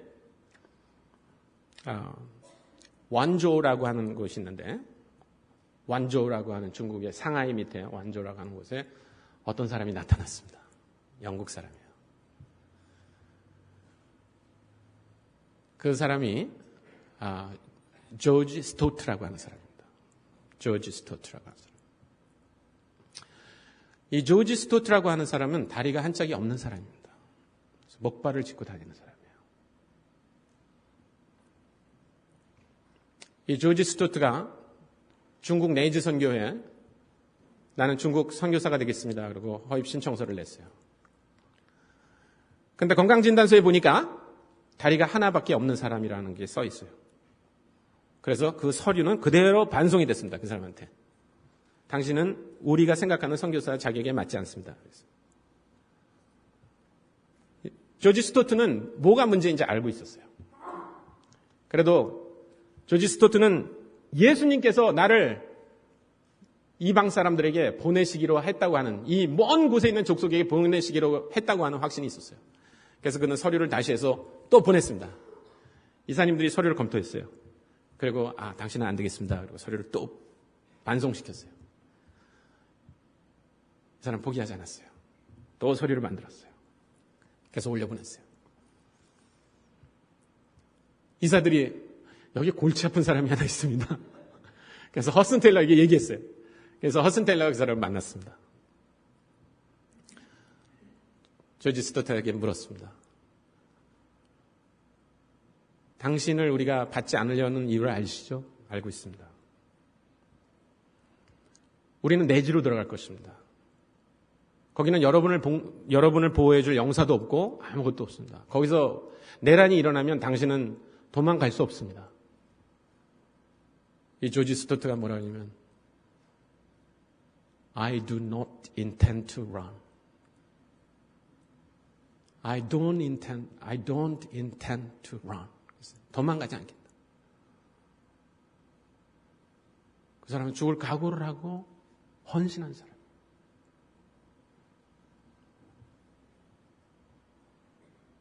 그래서 허슨 테일러가 또 물어봤습니다.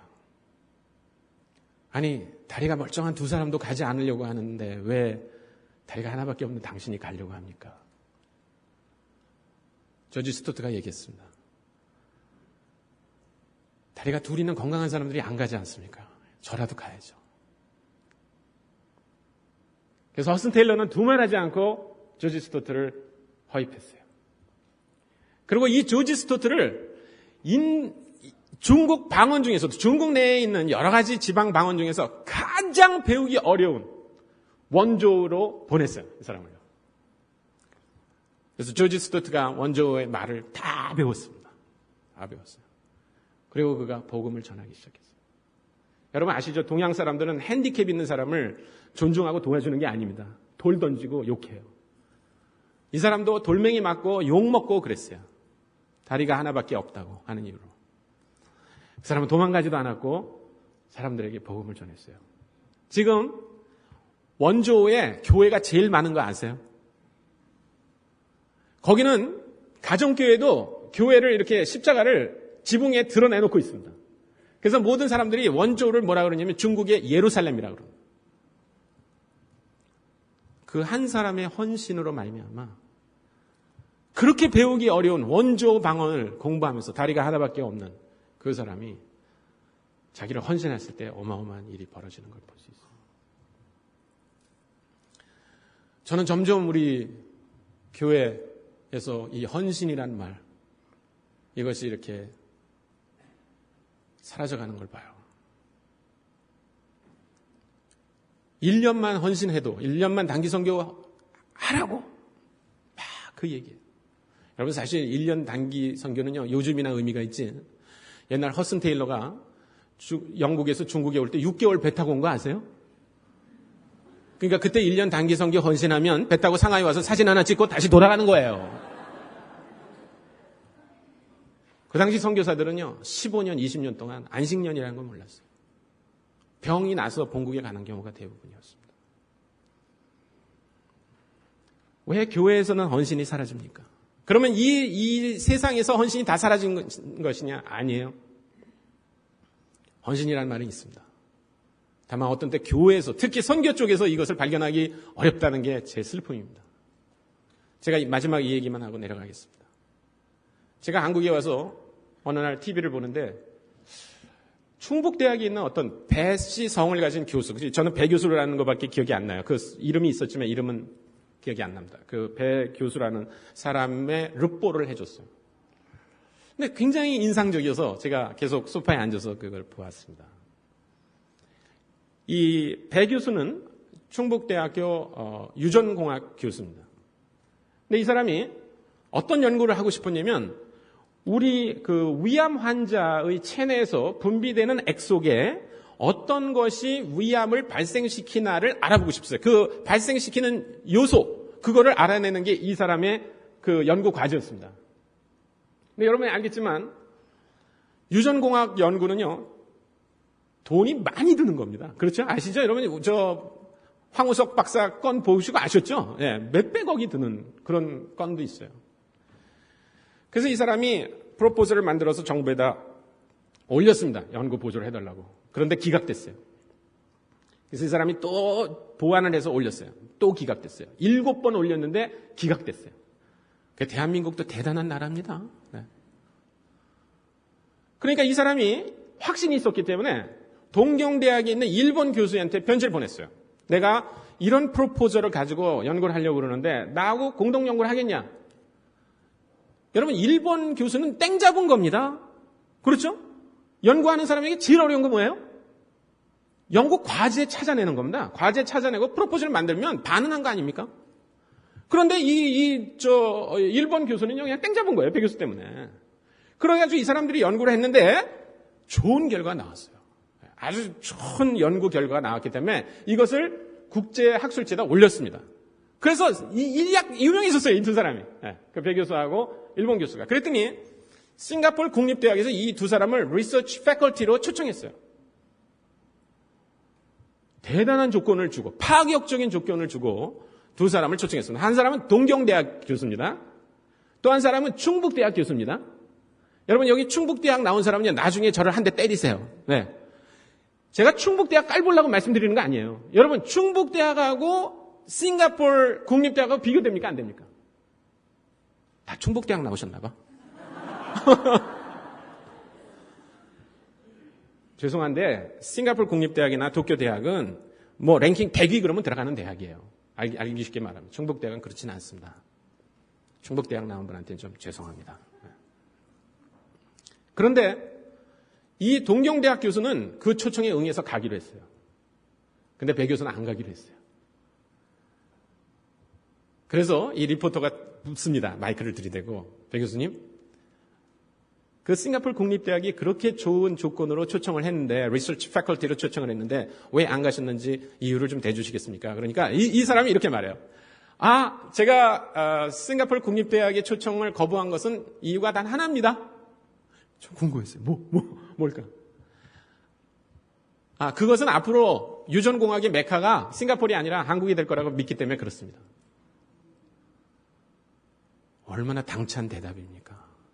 얼마나 당찬 대답. 여러분, 헌신이라는 건 뭐냐면 자기에게 좋은 조건이 있지만, 누가 봐도 좋은 조건이 있지만, 아니요, 나는 주님이 이 일을 위해서 나를 불렀기 때문에 나는 그거 하지 않기로 했습니다. 억지로 안 하는 게 아니고, 근데 이 사람이 거기서 끝난 게 아니에요. 자기는 이제 그 위암을 만들어내는 요소를 알았기 때문에 항암제를 만들기로 했어요, 이 사람이. 항암제를 만드는 프로젝트를 만들었습니다. 그래서 정부에다 올렸어요, 또 기각. 한국도 대단해요. 그래서 또 보완해가지고 올렸어요. 또 기각.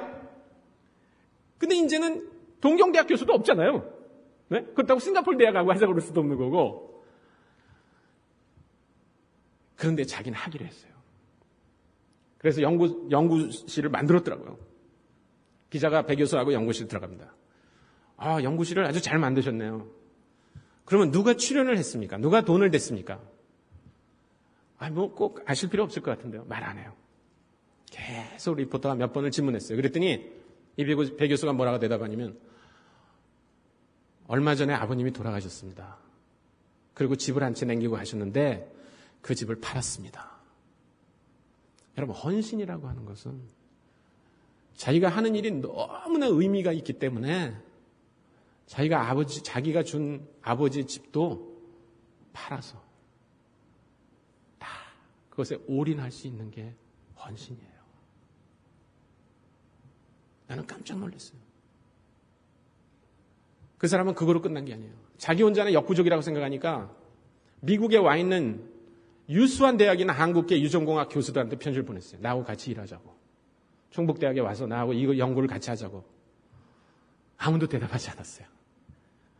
그 사람이 비행기표를 사가지고 돌아다녔어요.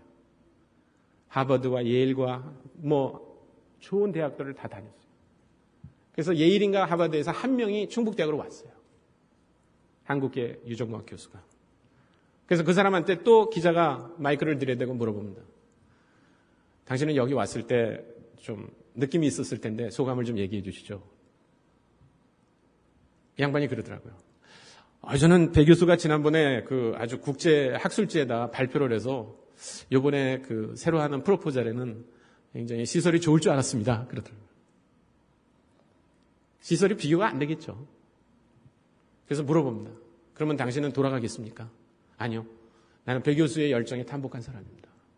그래서 배 교수가 연구를 다 끝날 때까지 나는 같이 있기로 했습니다. 여러분, 헌신이라고 하는 건 자기가 너무나 하는 일이 의미 있기 때문에 딴 사람들한테 같이 하자고 말할 수 있는 게 헌신이에요. 근데 여러분, 제가 이 질문만 할게요.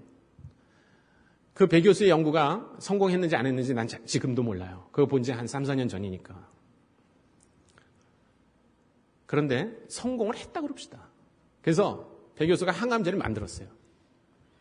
그러면 40살쯤에 위암에 걸린 사람이 그 배 교수가 만든 항암제를 먹으면 얼마나 오래 살 수 있습니까? 몇 년을 더 살 수 있어요? 많아야 20년, 30년 그렇게 살아요. 그 사람이 만든 항암제 먹고 100년 살 수 없어요. 그렇죠? 그 사람이 만든 항암제 먹고 200년 살 수 없어요. 기껏해야 20년, 30년 더 사는 거예요. 그런데 우리가 전하는 예수 그리스도를 믿은 사람들은 몇 년을 더 삽니까? 몇 년을 더 살아요? 영원히 사는 거예요. 영원히.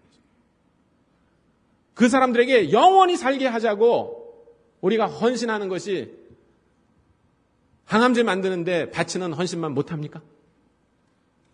난 그렇다고 생각하지 않아요. 여러분이 하나님께 드리는 그 어떤 헌신도 헛된 것이 아닙니다.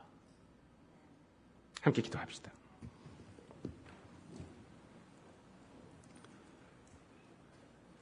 여러분 다 기도하는 자세로 제가 한마디만 묻고 마치는 기도를 하고 싶어요.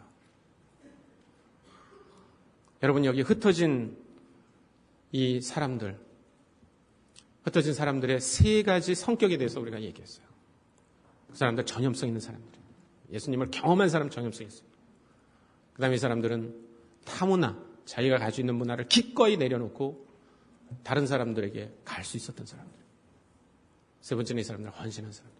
헌신은 그저 조금의 시간과 조금의 돈을 남았다고 해서 내놓는 것이 아닙니다.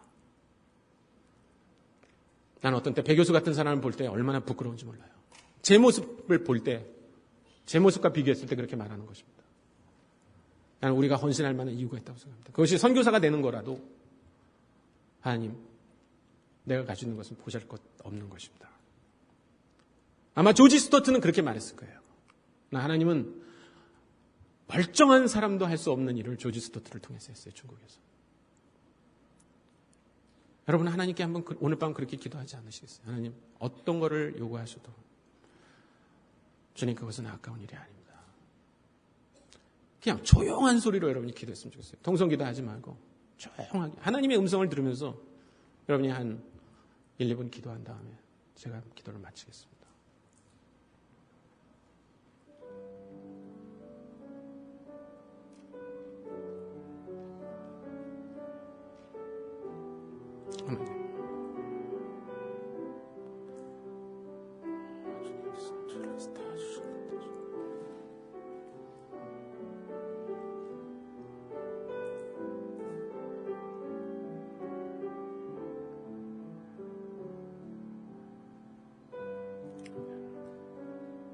하나님 우리에게 좋은 말씀을 주옵소서.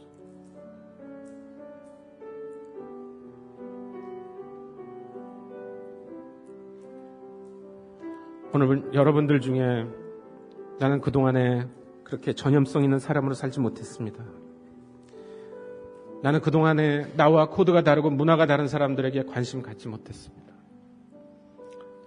나는 그동안에 아주 조그만 것을 내놓으면서 그것을 헌신이라고 생각했는데 하나님 나는 오늘 밤에 나 자신을 드리고 싶습니다. 혹시 그런 분 계세요? 여러분이 그 자리에서 조용히 일어나 주시면 제가 여러분을 위해서 기도하겠습니다. 네, 감사합니다. 하나님이 여러분에게 말씀하시는 것을 들으셨다면 여러분이 거부하지 마십시오. 네, 감사합니다. 하나님 앞에 오늘 한 결심을 잊어버리지 마십시오. 주저하지 마십시오. 주님께서 그냥 너희 가진 걸 다 쏟아버려라. 그것은 굉장히 위험한 것이다. 이렇게 말하지 않으셨어요. 성령을 내가 주겠다. 내게 주겠다. 그리고 권능을 받을 것이다. 이렇게 말했어요. 우리는 그 안에서만 할 수 있습니다. 여러분이 일어서고 안 일어서는 것은 여러분 자신을 믿는 것이 아니라 그 성령으로부터 오는 권능을 내가 믿는가 안 믿는가에 달려 있습니다. 네, 감사합니다. 감사합니다. 제가 여러분들을 위해서 기도하겠습니다.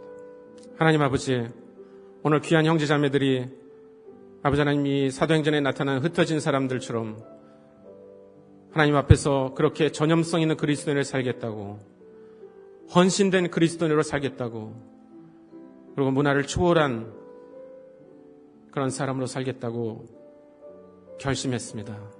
하나님 그들의 결심을 받아주옵소서. 하나님 사단은 우리를 또 조롱하고 네가 무슨 능력이 있어서 그렇게 결심하냐고 할지 모르지만 하나님 우리의 능력이 아니라 성령께서 주신 그 권능 안에서 우리가 주님 앞에 쓰임 받겠다고 하는 분명한 사실을 기억하게 해 주옵소서. 하나님께서 이 귀한 형제자매들을 받아주옵소서. 인쳐주옵소서. 이제 주님이 오실 날이 얼마 남지 않은 이 때를 우리가 정말 두렵고 떨림으로 살게 해 주옵소서.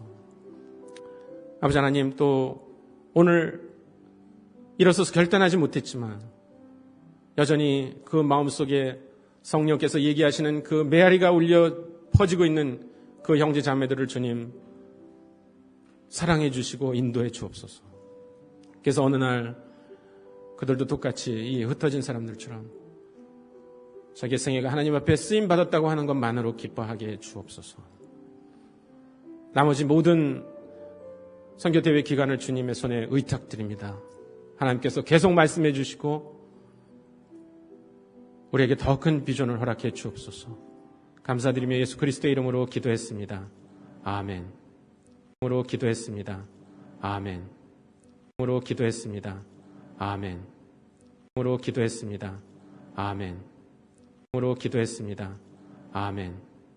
으로 기도했습니다. 아멘. 으로 기도했습니다. 아멘.